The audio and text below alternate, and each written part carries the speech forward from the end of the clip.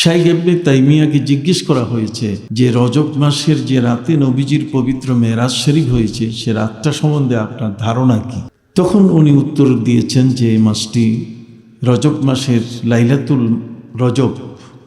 লাইলাতুল মেরাজ, যেটা পবিত্র মেরাজের রাত্রটি হচ্ছে লাইলাতুল কদরের চেয়ে আরো বেশি মর্যাদাবান। যেহেতু রজব মাসে পবিত্র মেরাজ শরীফের ঘটনা ঘটেছে, অধিকাংশ আলেম এ ব্যাপারে একমত। বিশেষ করে হযরতে আম্মাজান আয়েশা রাদিয়াল্লাহু আনহার হাদিসে এসছে যে নবী করিম সাল্লাল্লাহু আলাইহি সাল্লামের পবিত্র হিজরতের মদিনা মুনাওয়ারায় হিজরত করার ১.৫ বছর আগেই এই পবিত্র মেরাজ শরীফ ঘটেছে। এই মেরাজ যে মাসটিতে ঘটেছে রজব মাস, এটা নবীজির যুগে এবং সেই সময়কালে মানুষ এই মাসটাকে জানতো, তার নাম জানতো। ইসলামের হিসেব অনুযায়ী ১২টি মাসে একটি বছর হয়। কয়টি মাসে? ইন্না ইদ্দাতা শুহুরি ইনদাল্লাহি 12 শাহরান ফি কিতাবিল্লাহ। আল্লাহর কিতাব কোরআনের ঘোষণা অনুযায়ী আল্লাহ পাক রব্বুল আলামিন ইয়াউমা খালাকাস সামাওয়াতি ওয়াল আরদ, যেদিন তিনি আসমান এবং জমিন সমূহ সৃষ্টি করেছেন সেই দিনেই তিনি 12 মাসে বছর ঘোষণা করেছেন। সুবহানাল্লাহ বলেন। ওয়া মিনহা আরবাআতুন হুরুম, তার মধ্যে 4টি মাস হলো সম্মানী। এই 4টি সম্মানী মাসের একটি মাস আলাদা হয়ে আছে, একটি মাস আলাদা হয়ে আছে। 4টি সম্মানী মাস যখন আরবের মানুষের কাছে আসতো তখন ওই আরবের মানুষরাই 4টি মাসকে খুব বড় ধরনের সম্মানের মাস হিসাবে তারা সম্মান করত। যেমন আমাদের কাছে রমজান যখন আসে, মাহে রমজান আসলে আমরা নিজেরাও অনেক সময় দেখা যায় যে কারো যদি মিথ্যা কথা বলার অভ্যাস থাকে সে ছেড়ে দেয়। কেউ যদি কম ইবাদত করে থাকে এর আগে, তা রমজান মাসে আরো বেশি ইবাদত করার চেষ্টা করেন। কি বলেন, ঠিক কি না? সেখানে একটা নফল একটা ফরজের সমান। কি বলেন? একটা ফরজ অন্য মাসের 70টি ফরজের সমান। মান তাকাররাবা ফীহি বিখাসলাতিন মিনাল খায়র কামান আদ্দা ফরিদাতান ফীমা সাওয়া ওয়া মান তাকাররাবা ফীহি বেফরিজাতিন কামান আদ্দা 70 ফরিদাতান ফীমা সাওয়া। একটি ফরজ ইবাদত রমজান মাসে 70টি ফরজের কি সমান। সম্মানিত সুধী, অতএব রমজানুল মোবারক এই মাসটি যখন আমাদের কাছে আসে তখন আমরা এই মাসটিকে শুধু একটি মাস হিসেবে আমরা দেখি না, এটা মেহমান হিসেবে আমাদের কাছে আসে। এটা এমন একটা মাস, নবীজি বলেছেন ওয়া হুয়া শাহরুন আউয়ালুহু রাহমা ওয়া আওসাতুহু মাগফিরা ওয়া আখিরুহু ইতকুম মিনান নার। প্রথম দশক হচ্ছে রহমতের, মাঝখানে মাগফিরাতের, আর শেষের হচ্ছে জাহান্নাম থেকে মুক্তি লাভের। প্রিয় নবী সাল্লাল্লাহু আলাইহি ওয়াসাল্লাম এই মাসের গুরুত্ব দিয়ে শেষ 10 দিন তিনি তার জীবনের শেষ অবধি তিনি ইতিকাফ করেছিলেন। অতএব রমজানুল মোবারক আমাদের কাছে অত্যন্ত গুরুত্বপূর্ণ একটি মাস। এ মাসটি এর জন্য বছর অপেক্ষা করতে হয়। হাদিস শরীফের মধ্যে নবী করিম সাল্লাল্লাহু আলাইহি ওয়াসাল্লাম বলছেন, লাউ আলিমাত উম্মতি মা ফি রমাদান লাতামান্নাত আন তাকুনা সানাতু কুল্লুহা রমাদান। নবী করিম সাল্লাল্লাহু আলাইহি ওয়াসাল্লাম বলছেন, লাউ আলিমাত উম্মতি, যদি আমার উম্মত জানতে পারতো যে রমজানুল মোবারকে তাদের জন্য কি আছে, আল্লাহ তাআলার পক্ষ থেকে কত ধরনের উপহার আছে, যদি আমার উম্মত জানতে পারতো, লাউ আলিমাত উম্মতি মা ফি রমাদান লাতামান্নাত আন তাকুনা সানাতু কুল্লুহা রমাদান, তাহলে সে আল্লাহর কাছে করজোরে প্রার্থনা করতো যে আল্লাহ সারাটি বছর 12টি মাস তুমি রমজান হিসাবে দিয়ে দাও। রমজানের গুরুত্ব এত বেশি, কথা কি বুঝতে পারছেন? সম্মানিত সুধী, রমজানুল মোবারকের গুরুত্ব যেমন আমাদের কাছে এই সময় আমরা চাকুরি এগুলোতেও সময় আমরা কম আর আমাদের দেওয়া হয়, ঠিক অনুরূপভাবে আমরা দায়িত্ব পালনের ক্ষেত্রেও অন্যের প্রতি সহনশীল হই। আমরা মানুষকে ইফতার করাই, রকমারি ইফতারের আয়োজন হয়, এবং সেখানে একজন আরেকজনকে ইফতার করালে তার পুরা রোজার সব আমল নামায় আসে। কত ধরনের হাদিসের এর ফজিলত আছে তার শেষ নেই। এই জন্য আমরা রমজানুল মোবারকটাকে অত্যন্ত গুরুত্ব দিয়ে থাকি এবং এ সম্পর্কে বলা হয়েছে লাআল্লাকুম তাত্তাকুন, মে সেলফ ইউ রিস্ট্যান্ড। তার অর্থ হলো যে রমজান মাস যদি কেউ পায় তাহলে সে তার শিশু জীবনে ফিরে যায়, নিষ্পাপ জীবনে ফিরে যায়। তার জীবনের যে পাপগুলো আছে এই পাপগুলো আস্তে আস্তে মুছে যায়। পাপকে মুছে ফেলার জন্য সবচেয়ে বড় গুরুত্বপূর্ণ ইবাদত হলো কি? রোজা পালন করা, সিয়াম সাধনায় আত্মনিয়োগ করা। তার এই মাসটা যেমন আমাদের এই সময়কালে অত্যন্ত গুরুত্বপূর্ণ, এর আগেও ছিল, কিন্তু পবিত্র কোরআনের ভাষায় মিনহা আরবাতুন হরম, 12টা মাসের মধ্যে 4টি হলো সম্মানী মাস। এই 4টি সম্মানী মাস যখন পৃথিবীতে আসতো তখন আরবের মানুষেরা এই 4 মাসে তারা মারামারি করতো না, এরা ঝগড়াঝাটি করতো না, এরা কারোর সাথে কোনো প্রকার কোনো ভেজালে যেত না, কেউ কারো বিরুদ্ধে মামলা করতো না, কারো ঘর কারো বাড়িতে আক্রমণ করতো না। আরবের চিরাচরিত অভ্যাস যে তারা লুটেরা ছিল, লুটপাট করত, অন্যায় অপরাধ সবচেয়ে বেশি করত, খুন খারাপি এত বেশি করত, এবং তারা ছিল মুশরিক, পূজা করত। কথা বুঝতে পারছেন? কিন্তু যখন এই 4টা মাস আসতো, বছরের 12টি মাসের মধ্যে 4টি মাস সম্মানীয় মাস, এই 4টি মাস আসলে তারা আর সেই পাপের কাজগুলো, খুনের কাজগুলো, অপরাধের কাজগুলোতে জড়াতো না। এই 4টি সম্মানী মাসের মধ্যে একটা মাস একলা পড়ে আছে, 12টা মাসের মধ্য থেকে আলাদা হয়ে আছে, আর 3টা মাস একসাথে আছে। বলুন, 3টা মাস কি একসাথে, আর একটা মাস কি আলাদা। যে মাসটা আলাদা হয়ে আছে সে মাসটার নাম হলো রজব। কোন মাস? রজব মাস। এটা হচ্ছে আলাদা। এটা তাহলে বোঝা গেল মিনহা আরবাতুন হরম। কোরআনের ভাষায় যে 4টি মাস সম্মানী, সেই সম্মানীয় 4টি মাসের মধ্যে একটি কি? রজব। আমরা যে রজবে আছি, কাজেই সে রজবের গুরুত্ব আছে কিনা? আর বাকি 3টা মাস হলো, এটাও সম্মানী মাস কিন্তু একসাথে মিশে আসে, যেমন জিলকদ, জিলহজ এবং মুহররম। জিলকদ জিলহজ মাস, বছর শেষ, আবার শুরু কি? মুহররম দিয়ে। ওয়াসালাসু মুতাওয়ালিয়াত, বাকি 3টা মাস একসাথে মিশে আছে, আর একটা আলাদা পড়ে আছে, আর সে আলাদা মাসটার নাম কি? রজব। এই রজব মাসটি আরবের কাছে অত্যন্ত সম্মানীয় মাস। আর আমাদের প্রিয় নবী সাল্লাল্লাহু আলাইহি ওয়াসাল্লাম সেই রজবকে সম্মানের মাস হিসাবে তিনি দোয়া করতেন, আল্লাহুম্মা বারিক লানা ফি রজব ওয়া শাবান ওয়া বাল্লিগনা রমাদান। আজকের এই বেগমপুর এলাকার যে সকল ব্যক্তি আপনারা এই মাহফিলের আয়োজন করেছেন, যারা এই চিরনিদ্রায় শায়িত মুর্দেগান, যারা আমাদের থেকে বিচ্ছিন্ন হয়ে মাটির নিচে আছে, আমরা 2টো দল মানুষ, একদল মাটির নিচে, একদল কি? মাটির উপরে। মাটির নিচের কিছু মানুষ এমন আছে যেগুলো মাঝে মাঝে বাইর হয়, মাটি থেকে কি হয়? বাইর হয়। আর কিছু মানুষ আছে যারা বের হয়, এটা বের হবে আরো অনেক পর। যে মানুষগুলো মাটির নিচে আছে কিন্তু মাঝে মাঝে বের হয়, এই মানুষগুলোকে আমেরিকায় দেখা যায়, অস্ট্রেলিয়ায় দেখা যায়, এগুলোকে ইংল্যান্ডে দেখা যায়, ওই সমস্ত নেদারল্যান্ড, ইটালি, কথা বুঝতে পারছেন, ফ্রান্স, এই স্পেন, এগুলোতে দেখা যায়। তার মানে অর্ধেক মানুষ মাটির নিচে রেল লাইন আছে। ওরা যখন কখনো 10, 20, 30, 50 মাইল দূরে যেতে চায়, তাহলে মাটির নিচে 10 তলা ট্রেন আছে, 10 তলা ট্রেন। ওই ট্রেনের মধ্যে তারা সেখানে মাটির নিচে যাইয়া ট্রেন ধরে, আর ওই ট্রেনে 50 কিলোমিটার সেই দূরের বা 100 কিলোমিটার দূরের সেই গন্তব্যস্থানে পৌঁছে আবার মাটির উপরে বাইরে। কথা বুঝেন নাই? এদের সফরটা হলো এমন যে এরা এদের কর্মক্ষেত্রে এরা যখন যায় তখন রাস্তা দিয়ে স্বাভাবিকভাবে যেতে চাইলে এত জ্যাম হয় যে কারণে আমাদের বাংলাদেশে মেট্রো রেল হয়েছে।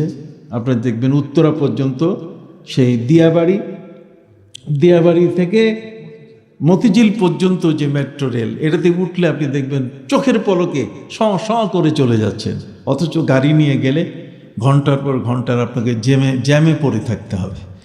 তো ওই সমস্ত দেশের মানুষের অর্ধেক মানুষ মাটির উপরে থাকে, আর অর্ধেক মানুষ কি মাটির নিচে। কিন্তু মাটির নিচের মানুষগুলো মাটিতে থাকে না, আবার এরা কি হয়, আবার উঠে যায়। ইঁদুরের গর্ত যেমন, ইঁদুর ঢোকার পরে আবার আরেকটা গর্তের মুখ দিয়ে বের হয়ে যায়, ঠিক এমনি করে ইউরোপ, আমেরিকা, অস্ট্রেলিয়া বা ওই সমস্ত পাশ্চাত্য জগতের ওয়েস্টার্ন কান্ট্রির মানুষগুলো এইভাবে বের হয়ে যায়। আবার কিছু মানুষ এমন আছে যে মানুষগুলো যারা মারা গেছে, মারা যাওয়ার পরও এদেরকে শত শত হাজার বছর পর্যন্ত তাদেরকে দেখা যায়। বলুন, শত শত হাজার হাজার বছর পর্যন্ত তাদেরকে কি দেখা যায়। আপনি বলবেন যে হুজুর, আমাদের এখানে পাশে যারা শুয়ে আছেন তাদেরকে তো আমরা কখনো দেখি না। কিন্তু ওই সমস্ত দেশগুলোতে কোনো মানুষ যখন মারা যায়, মারা গেলে পরে সেই মানুষটা তার মৃত্যুর আগে, যেমন আমরা পৃথিবীতে বসবাসের এই সময়টাতে আমরা বাড়ি কিনে নেই, আমরা সেখানে বিল্ডিং বানাই, আমরা সেখানে বাস করি, আমাদের আবাসন, আমাদের বসত বাড়ি। আমরা যেমন আমাদের বসত বাড়িতে আমরা বসবাস করে থাকি, ঠিক আমেরিকার মধ্যে এমন অবস্থা যে মরার পরেও তারা বাড়ি কিনে। কথা বলেন, মরার পরেও কি বাড়ি কেনে, যাতে মরার পরে তারা ওই বাড়িতে থাকতে পারে। তো মরার পরে বাড়ি কতটুকু? মরার পরে বাড়ি অতটুকু যতটুকু তার কবরের জায়গা।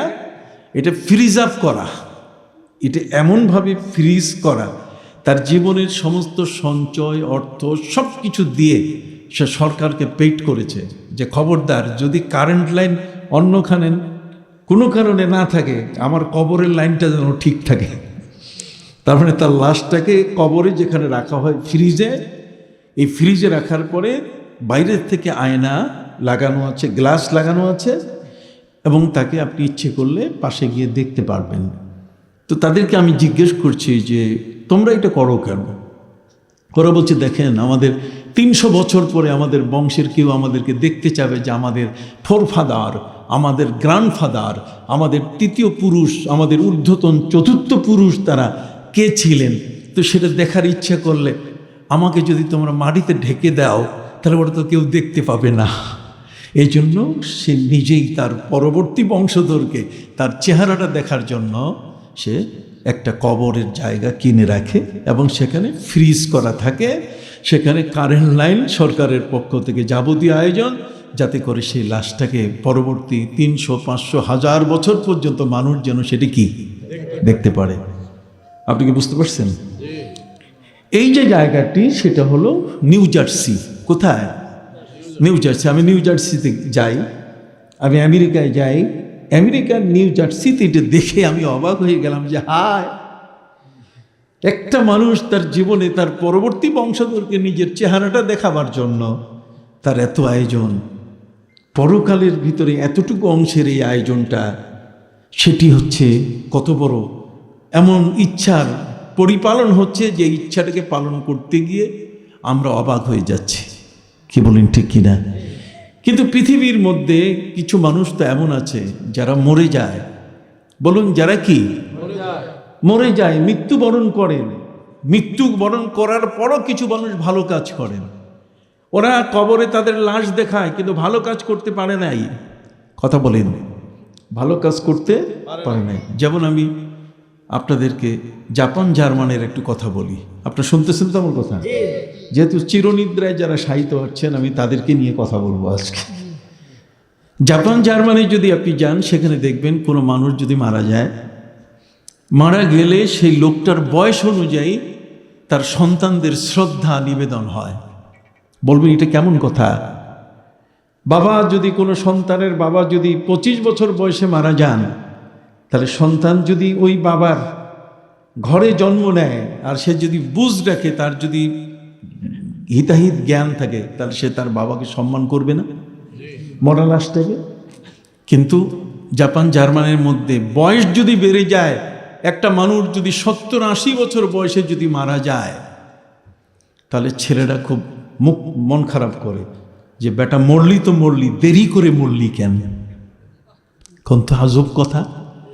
আপনারা কি আমার কথা শুনতেছেন? হ্যাঁ, যে বেটা মরলি তো মরলি, কিন্তু এত লেট করে মরলি কেন? এই জন্য দেশের নিয়ম হচ্ছে এই, আমেরিকা ইউরোপে যদি কোনো বাপ বুড়া হয় আর সেই বুড়া বাপকে যদি হাসপাতালে ভর্তি করা হয়, দুইটাই শুধু জিনিস, আমেরিকা ইউরোপ ওয়েস্টার্ন কান্ট্রিগুলোতে জন্ম নিলেও হাসপাতালে, মরলেও কি হাসপাতালে, অন্য কোনো জায়গায় মরা যাবে না।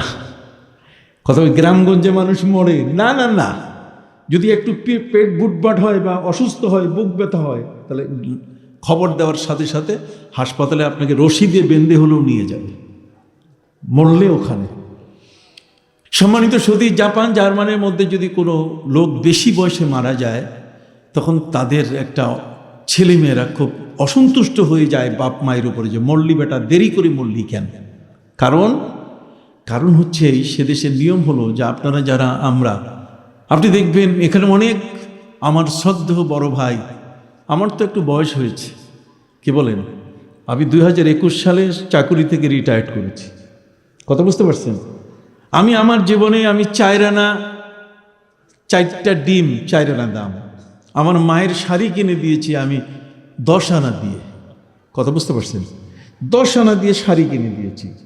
এখন যদি আপনি আমাকে শায়েস্তা খানের যুগের লোক মনে করেন, করতেই পারেন।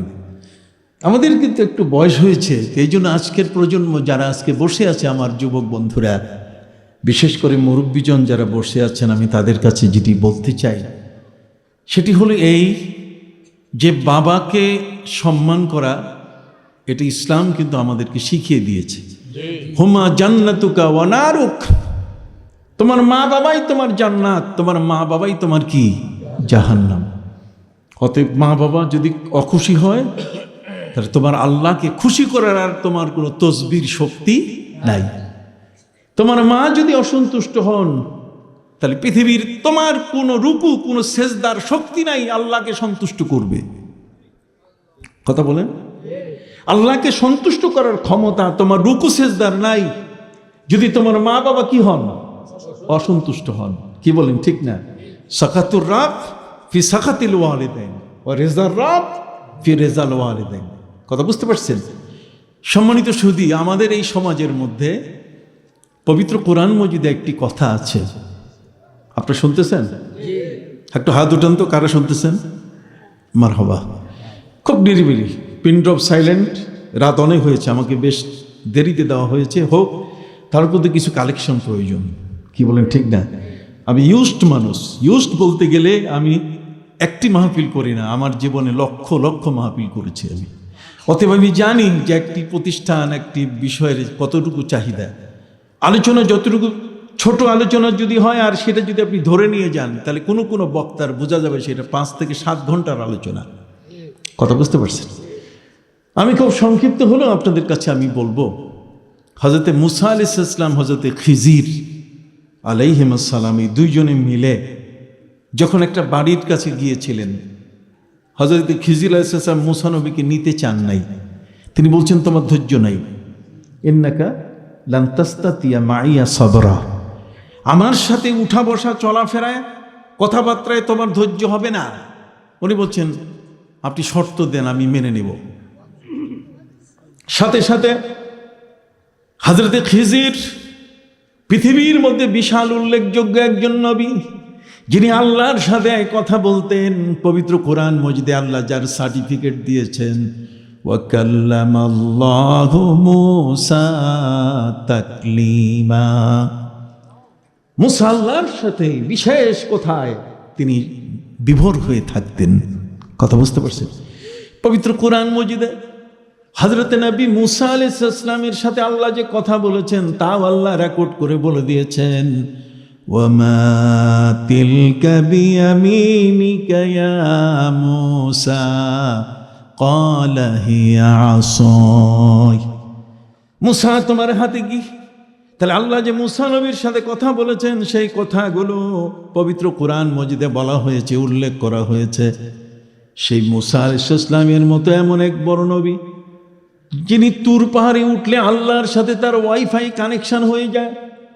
তুর পাহাড়ে উঠলে পরে আল্লাহর সাথে তার যোগাযোগ হয়ে যায়। মুসা নবী আল্লাহর সাথে কথা বলতে থাকেন। সেই নবী মুসা আলাইহিস সালাম, তাকে আল্লাহ প্রশ্ন করলেন, মুসা বলো তো পৃথিবীতে সবচেয়ে বড় জ্ঞানী কে? মান আ'লামুন নাস। মুসা নবী দেখলেন আমি আল্লাহর সাথে কথা বলি, আমি এমন, আমার মতো জ্ঞানী আর কে হতে পারে? তিনি বললেন আমি। আল্লাহ বলে দিলেন, না, বালা আব্দুনা খাদির, আমার একজন বান্দা আছে খিজির। কথা কন কি? খিজির। এই খিজির নবী না ওলি? বিশাল তর্ক হাদিসের মধ্যে।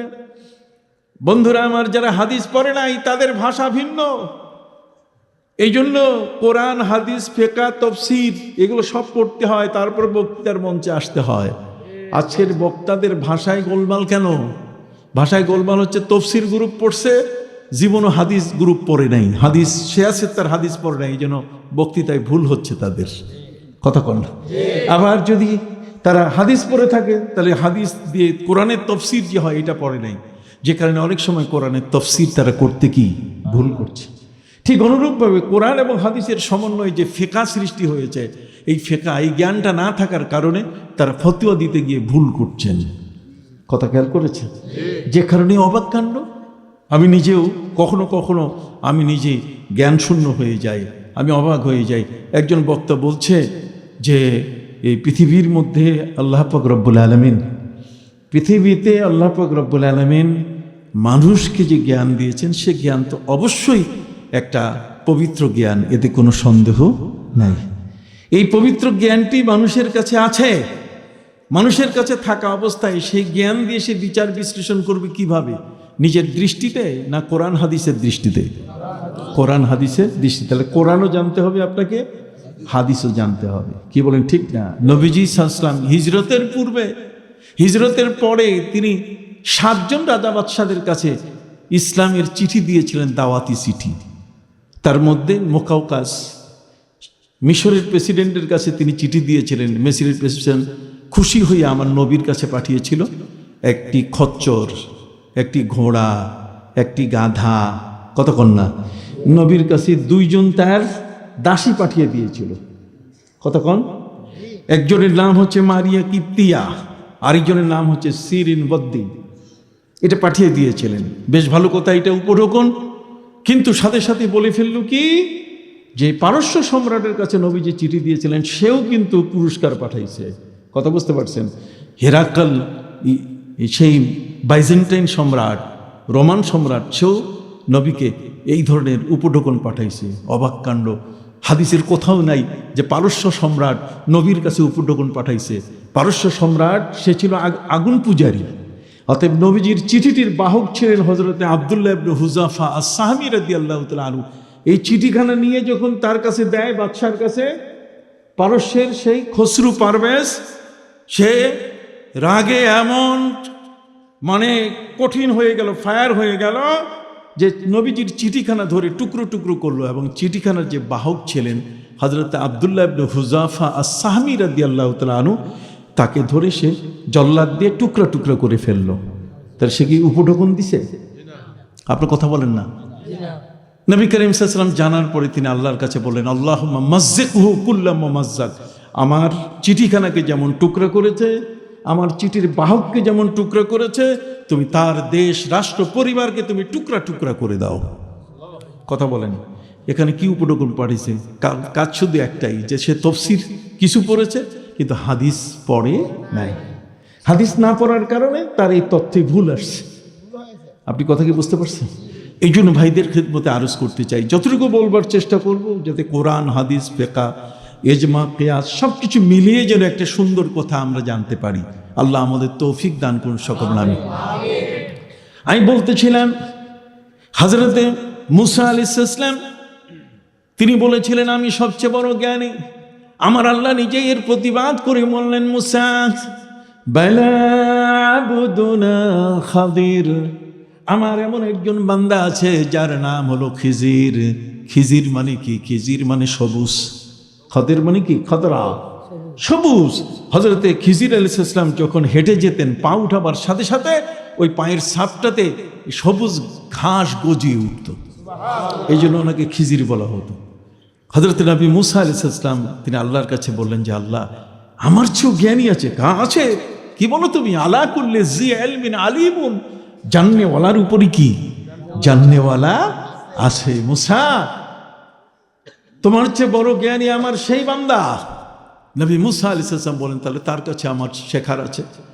মুসা নবী আল্লাহর কাছে তিনি বললেন, মাবুদ আমাকে ঠিকানাটা বলে দেন, অ্যাড্রেস দিয়ে দেন।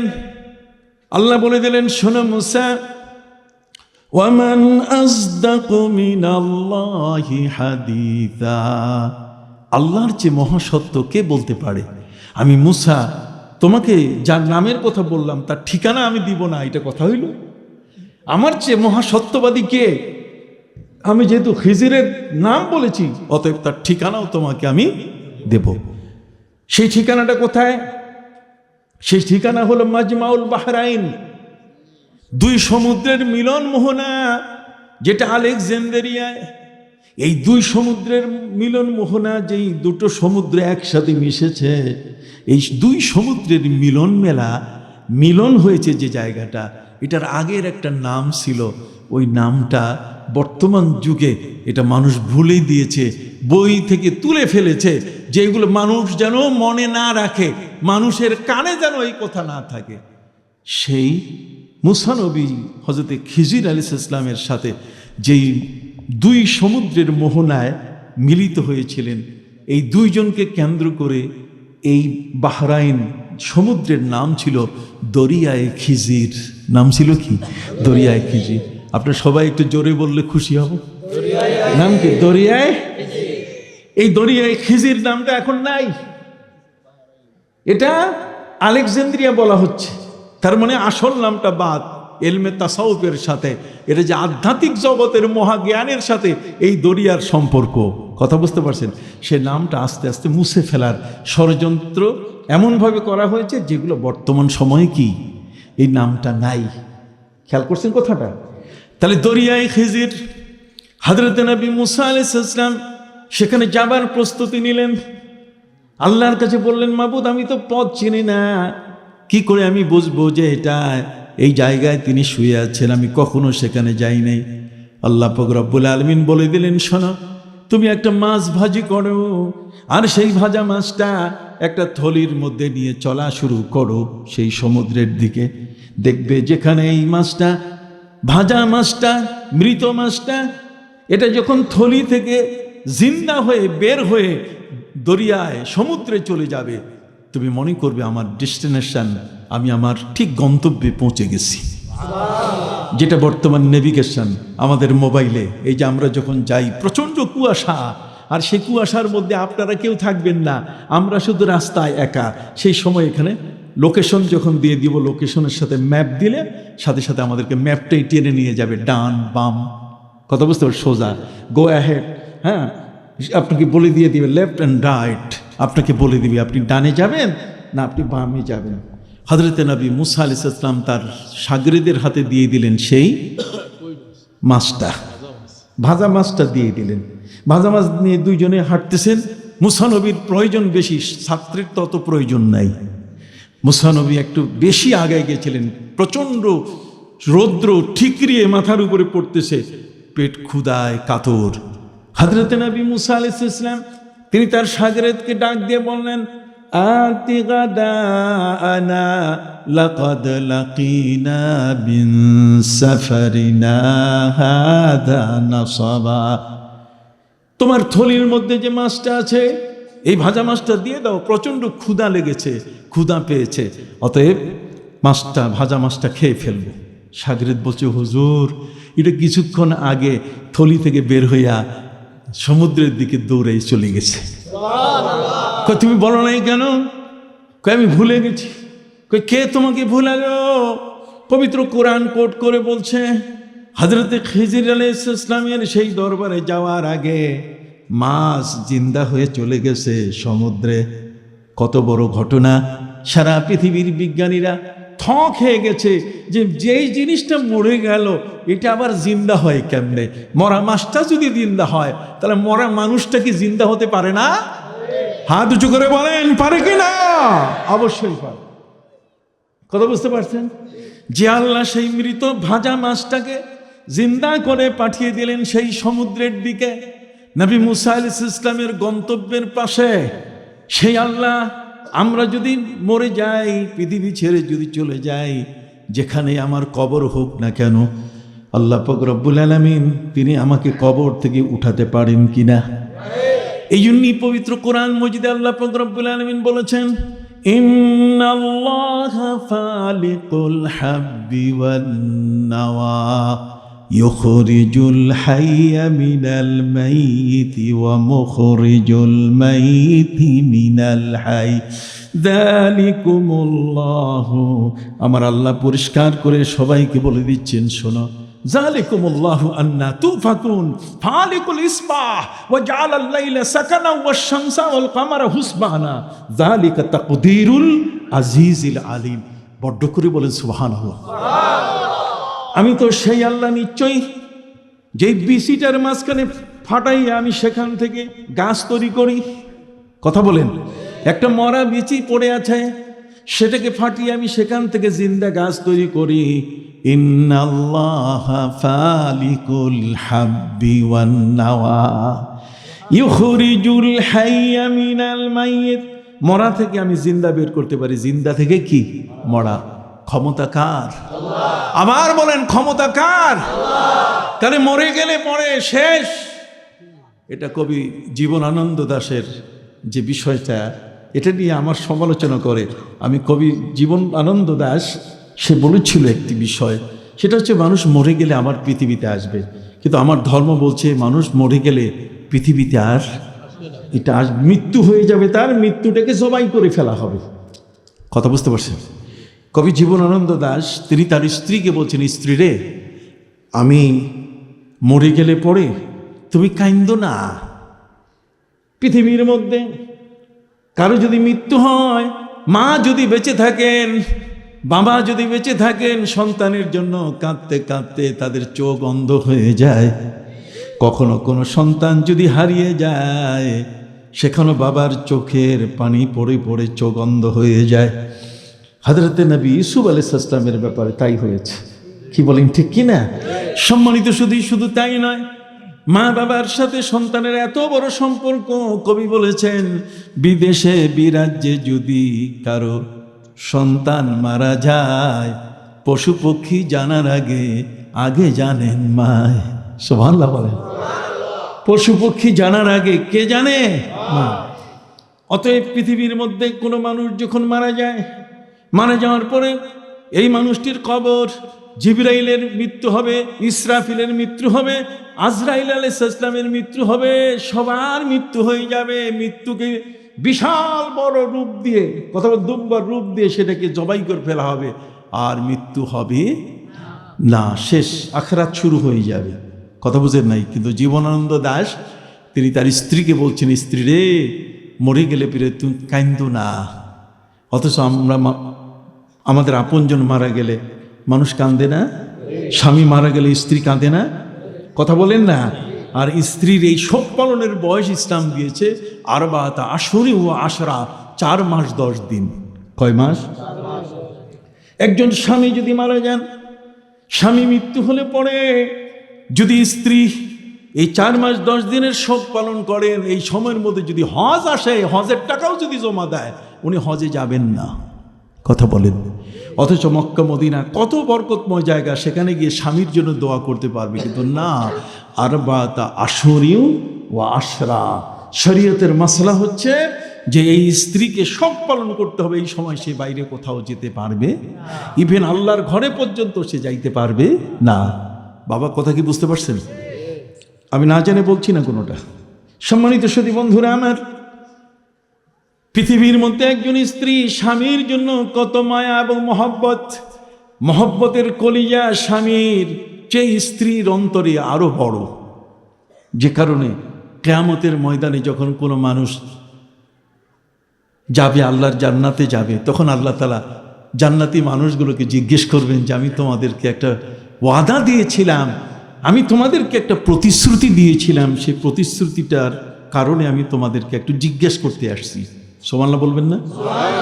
কিয়ামতের ময়দানে যারা জান্নাতে যাবে তাদের সুখ শান্তির কি আর শেষ আছে?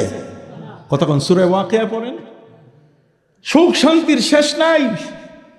সেখানে কাঁদি কাঁদি কলা, সেখানে পাখির গোশত, কতক্ষণ সেখানে ওই 4 স্টার আর 5 স্টার নয়, 9 স্টার আর 10 স্টার নয়, কতক্ষণ না, অত্যন্ত আরামের মধ্যে আলাল আরাইকে মুত্তাকিউন, এমনভাবে গদির মধ্যে বসবে 70 হাত নিচে চলে যাবে। অতএব জান্নাতের শান্তির শেষ নেই। আল্লাহ তাআলা এই জান্নাতি মানুষগুলোকে জিজ্ঞেস করবেন যে তোমাদের সাথে পৃথিবীতে আমি একটা ওয়াদা করেছিলাম, কতক্ষণ না, তোমাদের সাথে আমি একটি ওয়াদা করেছিলাম, সেই ওয়াদাটা হলো যে আমি তোমাদেরকে জিজ্ঞাসা করব যে জান্নাতের ভিতরে আরো কিছু চাও কিনা, আমি যা দিছি, কতক্ষণ না, এরপরেও কি আরো তোমাদের কোনো চাহিদা আছে?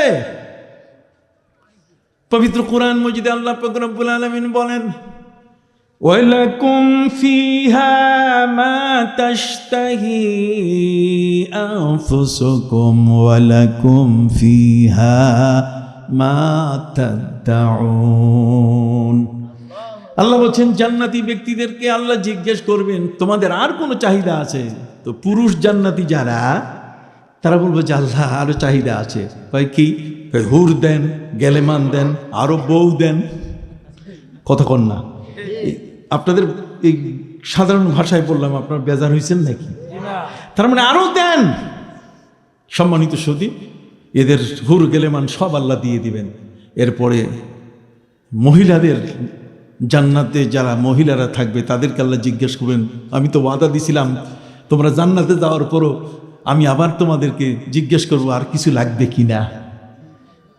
কিয়ামতের ময়দানে জান্নাতি নারী যারা, তাদেরকে আল্লাহ জিজ্ঞাসা করবেন, ওয়ালাকুম ফিহা মা তাশতাহি আনফুসুকুম ওয়ালাকুম ফিহা মা তাদউন। তোমাদের কোনো চাহিদা আছে? তখন স্ত্রীরা বলবে আল্লাহ আমাদের কোনো চাহিদা নেই। পুরুষ হলে তো হুর গেলেমান আরো বউ চাই, কতক্ষণ। আর স্ত্রী নারী যারা, তারা আল্লাহর কাছে বলবে যে আল্লাহ আমাদের আর কিছু প্রয়োজন নাই। কয় তাহলে কিছুই কি লাগবে না? কয় লাগবে তো। কয় সেটা কি? আমি শুনেছি আমার স্বামীটা এখনো জান্নাতে প্রবেশ করতে পারে নাই, সারাদিন ভর কাজ করে আমাদের জন্য কত খাটুনি করে খাবার নিয়ে এসছে, কখনো কারোর সাথে মিথ্যা বলতে হয়েছে, কখনো 2 নম্বরই করেছে, যে কারণে স্বামী জাহান্নামে পড়ে আছে। আল্লাহ আমাদের কোনো চাহিদা নাই, ওই স্বামীটাকে আমাদের সাথে জান্নাতে তুমি দিয়া দাও।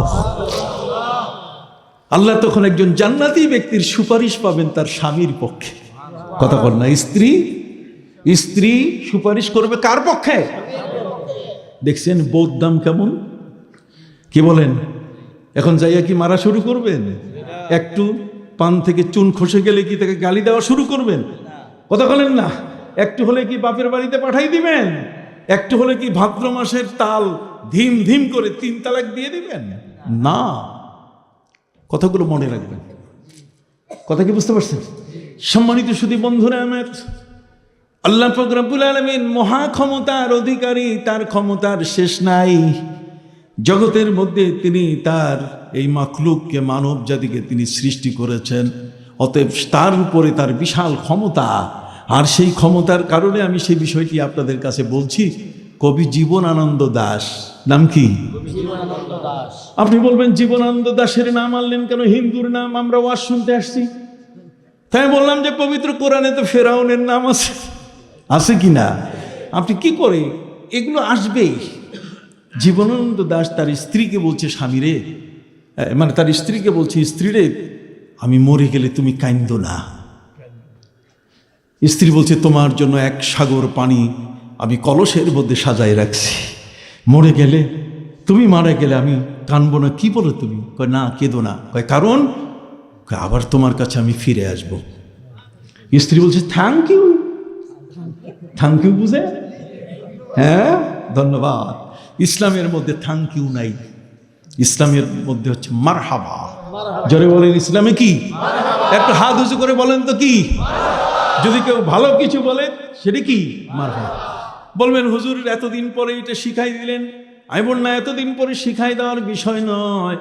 সহিহ বুখারীর হাদিসের মধ্যে আছে, আমার প্রিয় নবী সাল্লাল্লাহু আলাইহি ওয়াসাল্লাম যখন পবিত্র মেরাজ শরীফে যাইতে প্রথম আসমানে বাবা আদমের সাথে দেখা, তখন বাবা আদম আমার নবীকে থ্যাংক ইউ দিয়েছিলেন মারহাবা বলে। মারহাবাম বে ইবনে সালেহ, মারহাবা, ওয়েলকাম। কতক্ষণ না মারহাবা।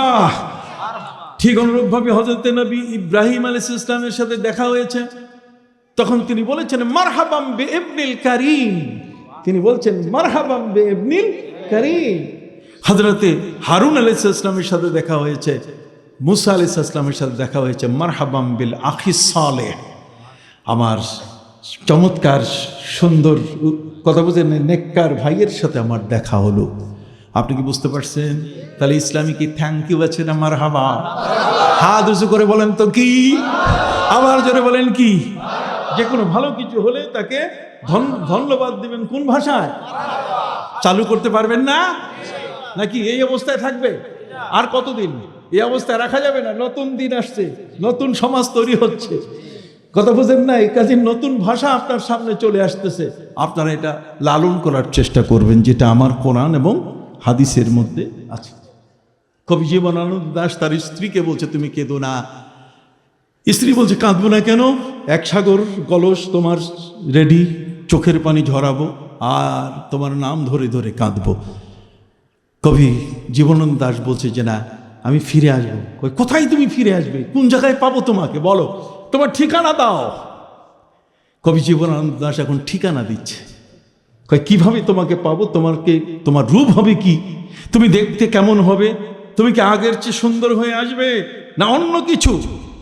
সম্মানিত সুধী, জীবনানন্দ দাশ তার স্ত্রীকে বলছে কি, আবার আসিব ফিরে ধানসিঁড়িটির তীরে, আবার আসিব ফিরে ধানসিঁড়িটির তীরে, এই বাংলায় হয়তোবা মানুষ নয় শঙ্খচিল হয়ে শালিকের বেশে, হয়তোবা মানুষ নয় ভোরের কাক হয়ে নবান্নের দেশে। স্ত্রীকে বলছে শোনো, আমি মরে যাওয়ার পরে আবার তোমার কাছে ফিরে আসবো। স্ত্রী বলছে তাহলে তুমি চিনবো কি করে? আমি কাউয়া হয়ে আসবো। কাক হয়ে আসবে, কাক, কাউয়া। আবার আসিব ফিরে ধানসিঁড়িটির তীরে। কথা বুঝতে পারছেন? মরে গেলে পরে সে ধানসিঁড়ি নদীর পাড়ে, ওই যে রাজাপুর, ওই যে পিরোজপুর, আপনি যান রাজাপুর পিরোজপুর, সেখানে একটা নদী আছে, নাম কি? ধানসিঁড়ি নদী। ওই ধানসিঁড়ি নদীর পাড়ে হচ্ছে তার বাড়ি। তো বলছে আবার আসিব ফিরে ধানসিঁড়িটির তীরে, এই বাংলায় হয়তোবা মানুষ নয়, মানুষের রূপ ধরে আসবো না, শঙ্খচিল হয়ে শালিকের বেশে। শঙ্খচিল, একটা শঙ্খচিল আছে, এটা আমি স্কটল্যান্ডে দেখেছি, ইংল্যান্ডে। এটার আওয়াজ বড় কঠিন, সহ্য করা যায় না। অথবা শালিকের বেশে, শালিক তো আপনারা চিনেন, চিনেন কিনা? হয়তোবা মানুষ নয়, কথা বুঝেন নাই? ভোরের কাক হয়ে নবান্নের দেশে, নতুন ধারে নবান্ন, এই দেশে আমি আসব। এটি তাদের কথা হলো যে মরে গেলে পরে এরা পুনর্জন্মবাদী, মারা গেলে পরে আবার ফিরে আসা যাবে, ওদের ভয় নাই। চুরি করো, ডাকাতি করো, অর্থ পাচার করো, মানুষ মারো, খুন করো, গুম করো, আপত্তি নাই, মরে গেলে পরে আবার আসিব ফিরে। নাউজুবিল্লাহ বলবেন না? যে কারণে ক্ষুদিরাম এই একমতের উপরে ভিত্তি করে তার মাকে ডাক দিয়ে বলছে একবার বিদায় দাও মা, ঘুরে আসি। এই দেখেন পুনর্জন্মবাদী। আমি কঠিন প্রতিবাদ করেছি, যে কারণে ওরা আমার প্রতিবাদ করে। কথা বুঝেন না? সে তার ফাঁসিতে উঠার সময় ওই ডাক দিয়ে বলছে ক্ষুদিরাম, একবার বিদায় দাও মা, ঘুরে আসি, হাসি হাসি পড়ব ফাঁসি, দেখবে ভারতবাসী, একবার বিদায় দাও মা, ঘুরে আসি। তার মানে এটা পুনর্জন্মবাদীর স্লোগান। কতক্ষণ না আপনারা আজকে ওয়াজ শুনতে এসছেন, যে মানুষগুলো মরে যায়, সে মানুষগুলোর অবস্থা কেমন তার একটা চিত্র তুলে ধরছি। সাবজেক্টের সাথে মিল রেখে চিরনিদ্রায় যারা আছেন তারা কেমন আছেন খবরটা জানা দরকার না? টাকা পয়সা যা দেওয়ার তা তো দিচ্ছেন, কি বলেন ঠিক না? চিন্তা নাই, ভাবনা নাই, আমি চান্দা কালেকশন করব না, কিন্তু কথাগুলো একটু শুনবেন যে আপনার এর দ্বারা আপনার উপলব্ধি সৃষ্টি হবে। খেয়াল করেছেন কথা?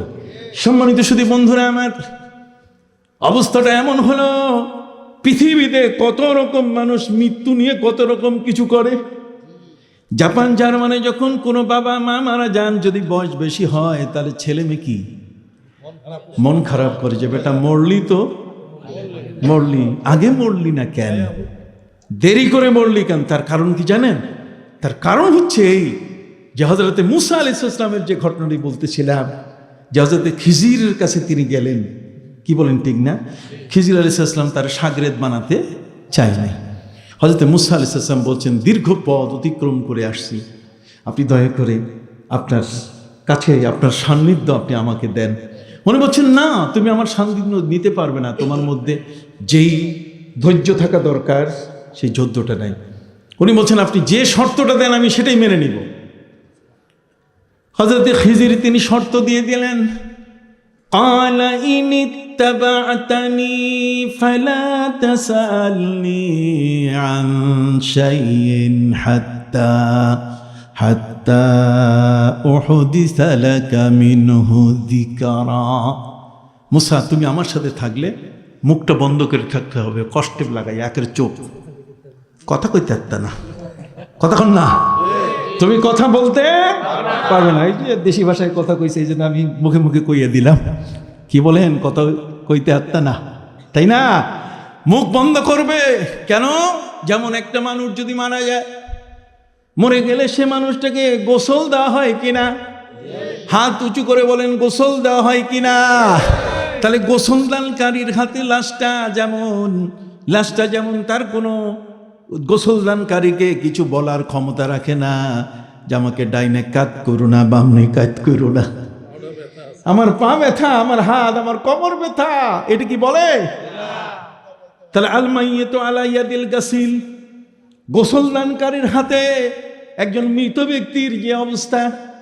হযরতে নবী মুসা আলাইহিস সালামকে খিজির আলাইহিস সালাম বলে দিলেন, আমার দরবারে থাকতে গেলে তোমার এই একই অবস্থা, কথা বলা যাবে না। ঘটনা অনেক, শেষ ঘটনাটা বলতেছিলাম যে দুইজনে মিলে হযরতে মুসা আলাইহিস সালাম আর খিজির একটা বাড়িতে গেলেন। বাড়িতে যাওয়ার পরে বললেন, আমরা প্রচণ্ড ক্ষুধা পেয়েছে, আমাদের প্রচণ্ড ক্ষুধা পেয়েছে, আমাদের পেটে ক্ষুধা, আপনার কিছু খাবার দেন। বাড়িওয়ালা করে তেড়ে এসেছে, এই সময় কি খাবার দেওয়া সম্ভব? সারা দেশে দুর্ভিক্ষ, নঙ্গরখানা, ওদিকে যান। মুসা আলাইহিস সালাম কষ্ট পাইলেন, মানুষকে তাড়াই দিলেও তো কিছু আদব আছে, কি বলেন ঠিক না? বাংলাদেশের ফকিরদের কাছে আমরা আদবের সাথে বলি মাপ চাই, কি কোন ঠিক না? মাফ করেন, কিন্তু ফকির এত মারাত্মক, মাফ করতে চায় না। 50টা পয়সাও তো পয়সা নেই, যদি 50 পয়সা দেন এইটা হইলে কোনো দান দিবেন, 10 টাকা নাহলে 20 টাকা, এর কমে ওদের দান পছন্দ হয় না। কথা বুঝতে পারছেন? সম্মানিত সুধী, হযরতে নবী মুসা আলাইহিস সালাম হযরতে খিজির দুইজনে মিলে তাড়া খেয়ে বলতে গেলে মানে ওই বাড়িওয়ালার পক্ষ থেকে এমনভাবে ধাওয়া দেওয়া হয়েছে যে না, খাবার সংকট, একটা কিছু দিতে পারবে না, যাও সরো। দুইজনে সরে আসছে। হযরতে খিজির মুসা আলাইহিস সালামকে বললেন, মুসা তুমি একটু পানি আনো, ওই দেখা যায়, আর আমি কিছু মাটি খুঁড়ে হাতে নেই। কয়টা দিয়ে কী করবেন আপনি? কয় তুমি পানি দিলে মাটিটা নরম হয়ে যাবে, ওই দেখো এই বাড়িওয়ালার ওই দেওয়ালটা ভেঙে গেছে, দেওয়ালটা ঠিক করে দিব। মুসা আলাইহিস সালামের মাথা একেবারে গরম হয়ে গেছে। পৃথিবীর মধ্যে দুইজন নবী আসছেন, হিটেড পারসন, কথা বলেন, পৃথিবীর মধ্যে দুইজন নবী আসছেন খুব গরম জালালি মেজাজের, জালালি, আর দুইজন আসছেন জামালি মেজাজের, কথা কন, দুইজন কি জামালি আর দুইজন জালালি।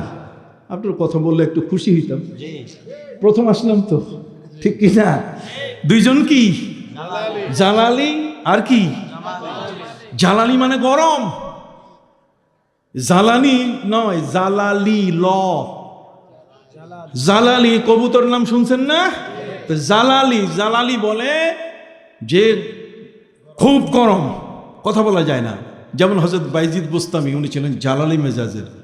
উনি এক বট গাছের নিচে ইবাদত করতেছেন, মোরাকাবা। ওই মুহূর্তে একটা পাখি পায়খানা করে দিছে। তো পাখি পায়খানা করে দেওয়ার সাথে সাথে উনি চোখ উঠে শুধু তাকাইছেন, তাকাবার সাথে সাথে পাখিটা জ্বলে পুড়ে ছাই হয়ে গেল। এটার নাম হলো কি? জালালি। হযরত মুসা আলাইহিস সালাম ছিলেন এমন জালালি মেজাজের যে মাথার টুপি পুড়ে যেত। পৃথিবীর মধ্যে দুইজন নবী ছিলেন জালালি নবী, জালালি মেজাজের নবী। তার মধ্যে একজন হলেন হযরতে নূহ আলাইহিস সালাম। হযরতে নূহ নবী, তিনি তার কওমের মানুষের কাছে 950 বছর তিনি তাদের কাছে ধর্ম প্রচার করেছিলেন। আলফা সানাতিন ইল্লা 50 আমা, 950 বছর কিন্তু ওরা হযরতে নূহ আলাইহিস সালামের সামনে আসতো না, আসলেই চোখ বন্ধ করে রাখতো, কানে আঙ্গুল দিয়ে রাখতো। হযরতে নূহ নবী আল্লাহর কাছে বললেন, রব্বি লা তাজার আলাল আরদি মিনাল কাফিরিনা দাইয়ারা ইন্নাকা ইন তাজারহুম ইউদিল্লু ইবাদাকা ওয়ালা ইয়ালিদু ইল্লা ফাজিরান কাফারা। কাজেই আপনি হযরতে নূহ আলাইহিস সালাম কঠিন যে আল্লাহ ছাড়বেন না এদেরকে, এক। আর আমার জগতের মধ্যে হযরতে মুসা নবীও হলেন কি? জালালি। কথা বুঝেন নাই? একজন মহিলা হযরতে মুসা আলাইহিস সালামের কাছে এসে বলছে, মুসা, আমি একটু সহযোগিতা চাই। কয় কি? আমি একটু অপরাধ করেছি, আপনি যদি আমাকে একটু আল্লাহর কাছে সুপারিশ করে দেন। কথা কন, অপরাধ করেছি, যদি একটু সুপারিশ করে দেন। মুসা আলাইহিস সালাম বলছেন, কি অপরাধ করছো আমারে শোনাও। মহিলা বলছে, আমি ব্যভিচার করেছি। আমি ব্যভিচারিনি। মুসা আলাইহিস সালাম লাঠি দিয়ে পিটান শুরু করছে, একের জব্বর পিটান। কয়, তুমি এত বড় পাপের কাজ করে আমার কাছে সুপারিশ চাইতে ভাগো। আল্লাহ তাআলা বললেন, মুসা, ওরে তারাই দিলা কেন? ও তো আমার দিকে আসতেছিল। সুবহানাল্লাহ। এই জন্যই পবিত্র কোরআন মজিদে আল্লাহ তাআলা খোলাসা করে দিয়েছেন। পবিত্র কোরআন মজিদে আল্লাহ খোলাসা করে দিয়ে বললেন, ওয়ালাউ আন্নাহুম ইযযালামু আনফুসাহুম জাউকা ফাস্তাগফিরুল্লাহ ওয়াস্তাগফারা লাহুমুর রাসূল লাওয়াজাদুল্লাহ তাওয়াবার রহিমা। আমার আল্লাহ বলছেন, হে নবী, আপনার কোন উম্মত যদি অপরাধ করে আপনার কাছে আসে, তারাই দিয়েন না। সুবহানাল্লাহ বলেন। মুসা নবীকে খাটো করা উদ্দেশ্য নয়, বরং আল্লাহ পাক রব্বুল আলামিন তাকে দিয়েছেন জালালি মেজাজ। আর পৃথিবীর মধ্যে দুইজন নবীর জামালি মেজাজ। জামালি মেজাজ মানে কি? ঠান্ডা নরম। তার মধ্যে হযরত ঈসা আলাইহিস সালাম, কেউ যদি তাকে একটা গুতা দিত, উনি বলতেন, আরেকটা দাও। কথা বুঝেন নাই? কেউ যদি কয় যে গেঞ্জি খুলে দেন, তুমি বলছে তাহলে লুঙ্গি খুলে দিব। কথা বল না। তার অর্থ হলো সরল কাকে বলে। কথা বুঝেন নাই? আসলে যে লুঙ্গি খুলে দিবেন তা তো কিন্তু না। সরলতার একটা উদাহরণ আপনাকে দিলাম। কথা কি বুঝতে পারছেন? সম্মানিত সুধী, হযরতে ঈসা আলাইহিস সালাম তিনি ছিলেন ঠান্ডা, জামালি। আর আমার নবী কেমন? আসেন কবির ভাষায় বলি। আমার প্রিয় নবী সাল্লাল্লাহু আলাইহি সাল্লাম কেমন ছিলেন? কবি বলছেন, जहां कर दिया गरम गरमा गए हो, जहां कर दिया नरम नरमा गए हो। নবী যেখানে রেগে গেছেন সেটা ভিন্ন, কিন্তু যেখানে নরম হয়েছেন, বরফ হয়ে পৃথিবীর কোনো মোমবাতিও তার সাথে পারে নাই। তায়েফের ময়দানে এত আক্রমণ, তারপরে নবীজি তাদের জন্য বদদোয়া করেন। নূহ নবী তো বাইর করে দিচ্ছেন যে একজন সারা যাবে না। আল্লাহ বলছেন, ওয়ালাউ আন্নাহুম ইযযালামু আনফুসাহুম জাউকা। হে নবী, আপনার কোন উম্মত যদি নিজের জীবনের উপরে অত্যাচার করে, পাপ করে, গুনার কাজ করে যদি আপনার কাছে আসে, আর এখানে এসে যদি মাফ চায়, ফাস্তাগফিরুল্লাহ আর ওয়াস্তাগফার লাহুমুর রাসূল, আর আপনি যদি একটু সুপারিশ করে দেন, তাহলে লাওয়াজাদুল্লাহ তাওয়াবার রহিমা, তাহলে তারা অবশ্যই আল্লাহ তাআলাকে তওবা গ্রহণকারী এবং মহাদয়াময় হিসাবে পাবে। সুবহানাল্লাহ বলেন। এই জন্য প্রিয় নবীজি সাল্লাল্লাহু আলাইহি ওয়াসাল্লামের রওজা মোবারকায় এখনো সেই গ্রামীণ দেহাতি গ্রামীণ মানুষটা, যেই মানুষটা নবীজির ইন্তেকালের 3 দিন পরে নবীজির রওজা পাকে এসেছিল, তার বড় ইচ্ছা ছিল যে নবীর জীবিত অবস্থায় সুপারিশ করে তার গুনাহগুলো মাফ করে নেবে, কিন্তু সে খবর পায় নাই নবীজি 3 দিন আগে ইন্তেকাল করে গেছেন। আসার পরে দেখে যে তার পুরা নবীজি রওজা মোবারকের উপরে যে মাটি কতক্ষণ না এলোমেলো হয়ে পড়ে আছে। তখন তিনি বলছেন তাহলে তো এখন সুযোগ নাই, এই জন্য সে 4 লাইনের কবিতা রচনা করলো। কয় লাইনের? শেষের লাইনটা মারাত্মক, বলবো খুব সংক্ষেপে বলি। শেষের লাইনটাতে বলা হয়েছে নফসিল ফিদাউ লিকবরিন আনতা সাকিনুহু, নফসিল ফিদাউ লিকবরিন আনতা সাকিনুহু ওয়া ফীহিল আফাফু ওয়া ফীহিল জুদ ওয়াল কারামু বালাগাল উলা বিকামালিহি কাশাফাদ দুজা বিজামালিহি হাসুনাত জামিউ খিসালিহি সাল্লু আলাইহি ওয়া আলিহি। বলছে নফসিল ফিদা, আমার জীবন উৎসর্গ করে দিলাম এই রওজা মোবারকের জন্যে, যেখানে রয়েছে ক্ষমার আশ্বাস, যেখানে রয়েছে বদান্যতা, যেখানে রয়েছে পুরোপুরি ভদ্রতা। সুবহানাল্লাহ। সম্মানিত সুধী, সংক্ষেপে বলতে চাই, হযরতে নবী মুসা আলাইহিস সালাম তিনি হযরতে খিজিরকে জিজ্ঞাসা করলেন যে খাবার দিল না আর তার বাড়ির ওয়াল সোজা করবো, এটা হয়? হযরতে খিজির আলাইহিস সালাম বললেন হাযা ফিরাকুম বাইনি ওয়া বাইনিক সাউনাব্বিউকা বিতা'বিল মা লাম তাস্তি আলাইহি সাবরা। তার মানে তোমার আমার শেষ, আর তোমার সাথে আমার কোনো সম্পর্ক নাই। বাকি কেন এই 3টা কাজ করলাম? এই 3য় কাজটা যেটা করছি সেটা হলো এই, যেখানে 2 জন এতিম বাচ্চার, একজন বাবার সন্তানের, 2 জন এতিমের মাল এই ওয়ালটার ভিতরে লুকানো ছিল। এটা বের হলে মানুষ লুটপাট করে নিয়ে যাবে। এই জন্য যেহেতু কানা আবুহুমা সালেহা, তাদের মা বাবা ছিল কি ভালো, নেককার। মা বাবা নেককার হওয়ার কারণে মা বাবা আজকে বেঁচে নাই, মা বাবা কবরে চলে গেছেন, কিন্তু আল্লাহ তাদের ওই মা বাবার যে সম্পদ, তাদের সন্তানের যে সম্পদ, এটা তিনি হেফাজত করতেছেন। সুবহানাল্লাহ বলেন।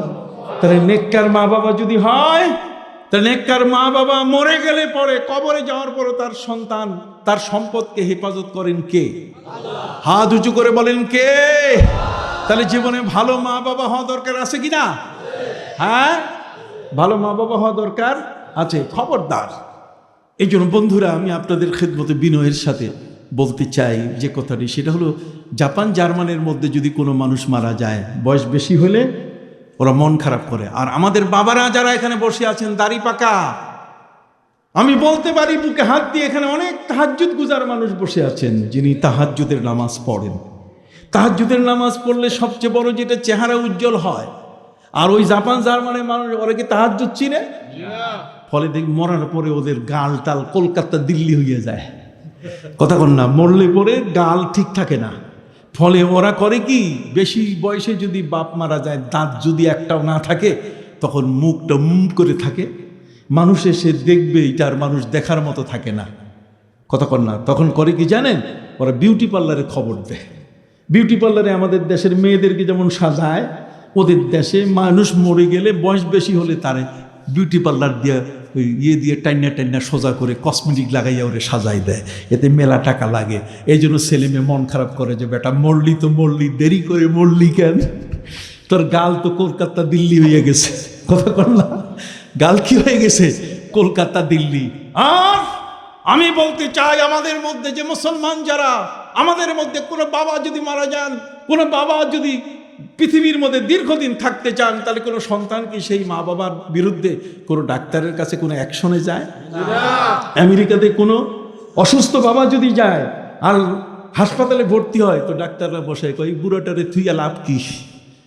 এই বুড়াটারে থুইয়া লাভ কি? এটারে তোমরা ছেলে মেয়ে মিলে আমাদেরকে বলো, আস্তে আস্তে করে খাবারের ভিতরে পয়জন দিয়ে দেই, দুনিয়া থেকে যেন বিদায় হয়। তাহলে দেখেন সেই চরিত্র আর আমার চরিত্রের মধ্যে কি পার্থক্য। আমি বড় খুশি হয়েছি আজকের এই চমৎকার একটি সাবজেক্ট, কি বলেন ঠিক কিনা? চিরনিদ্রায় যারা শায়িত তারা কেমন আছেন, তারা কি কেমন আছেন, তারা ওই কবরের মধ্যে তাদের অবস্থান কতটুকু। আমি 5-10 মিনিটের মধ্যে বলে শেষ করে দিই। শুনুন, ওই জায়গায় আপনি দেখবেন কোনো লোক জাপান জার্মানি যদি মারা যায়, লাশটাকে দেখার জন্য আত্মীয় স্বজনকে খবর দেয়, দিলে পরে ওরা আসে, এই লাশটার চতুর্দিকে মদের বোতল দিয়ে ঘিরে রাখে। মদের বোতল, তোদেরকে জিজ্ঞেস করা হয়েছে এই মদের বোতল দিয়ে ঘিরেও কেন? ওরা বসে দেখেন এই মদের বোতলগুলো সারা জীবনে খাইতো, এই মদগুলো সে খাইত, খালি বোতলগুলো সাজায় রাখতো। কথা বুঝতে পারছেন? তার মধ্যে ওরা বলতো যে এর মধ্যে 2-4টা বোতলে তো বেয়ার আছে, মদ আছে। সে কোনটা পছন্দ হয় জানা নাই, মৃত্যুর এখান থেকে বিদায় নিলে সে কোনটা নিয়ে যাবে এটা জানা নাই, এই জন্য মদের বোতল দিয়ে ঘিরে রাখা হয়েছে। নাউযুবিল্লাহ মিন যালিক। আসুন আমার নবীজির হাদিসটা শুনে দিই, শুনবেন? নবীজি বলেছেন তামুতুন কামা তাহিয়ুন, তোমার মৃত্যু হবে তেমন তোমার জীবন ছিল যেমন। সারা জীবন যদি তুমি মদখোর থাকো তাহলে মৃত্যুর সময় মদের বোতল নিয়ে মরবে। সারা জীবন যদি তুমি বেনসন আর বিড়ি সিগারেট খাও তাহলে মরার সময় এটা খাইতে খাইতে তোমার জান যাবে। কথা কন না? আমরা কি সেই জীবন চাই? নবীজি বলছেন তামুতুন কামা তাহিয়ুন, তোমার মৃত্যু হবে তেমন তোমার জীবন ছিল যেমন। ওয়াতামুতুন ওয়াতুহশারুন কামা তামুতুন, আমার নবী বলছেন তোমার হাসর হবে তেমন তোমার মৃত্যু ছিল যেমন। তুমি যদি ডাকাতি করে মরো তাহলে কিয়ামতের ময়দানে ডাকাতের সাথে তোমার হাসর হবে। কথা কন না? তুমি যদি পৃথিবীতে জেনাকারী হও, এই অবস্থায় যদি মারা যাও, পৃথিবীর মধ্যে জেনাকারীদের সাথে তোমার হাসর করা হবে। পবিত্র কোরআন মজিদে আল্লাহ পাক রব্বুল আলামিন বলেন ওয়ামতাজুল ইয়াউমা আইয়ুহাল মুজরিমুন। সুবহানাল্লাহ বলেন, আলাদা হয়ে যাও তোমরা চোর চোরের সাথে। কথা কন না? চোর চোরের সাথে। আর আল আখিল্লাউ বাযুহুম লিবাস ইল্লাল মুত্তাকুন, মুত্তাকি ব্যক্তি যারা, নামাজি যারা, সব একসাথে থাকবে।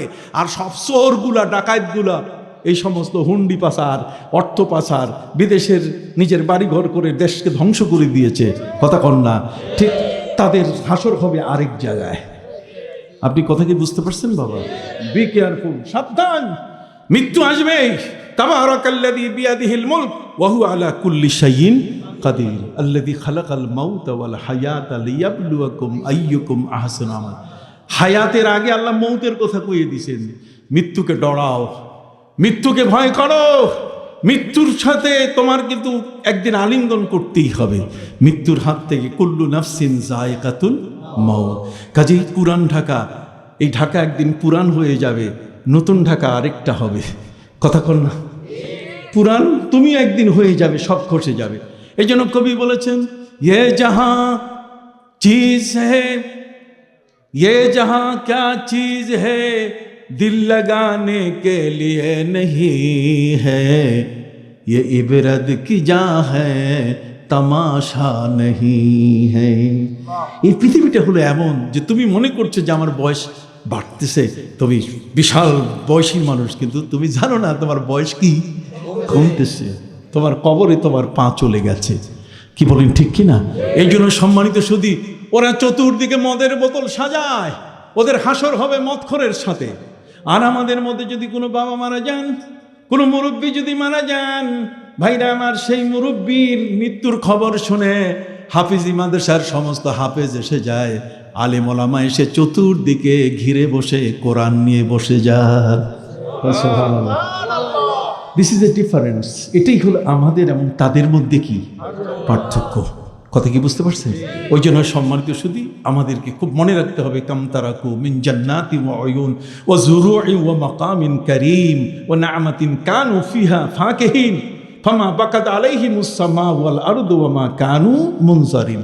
আল্লাহ বলছেন এই পৃথিবীর মধ্যে বড় ল্যান্ডলর্ড, তালুকদার, অনেক ক্ষমতার মালিক, কান ধরে নামাই দিছি, মাটির সাথে মিশাই দিয়েছে, কবর হয়েছে, ঘাস গরুতে খায়, খেদাবার ক্ষমতা নাই, মরে গেছে, তাদের জন্য কান্নার মানুষ। ফামা বাকাত আলাইহিমুস সামা ওয়াল আরদু ওয়া মা কানু মুনজারিন, তাদেরকে ছাড় দেওয়া যাবে হবে না। এই জন্য আমি আমার ভাইদের খেদমতে আরজ করছি যে যারা আজকে এখানে এই এলাকায় বসে আপনাদের মুর্দেগানের জন্য দোয়া করছেন,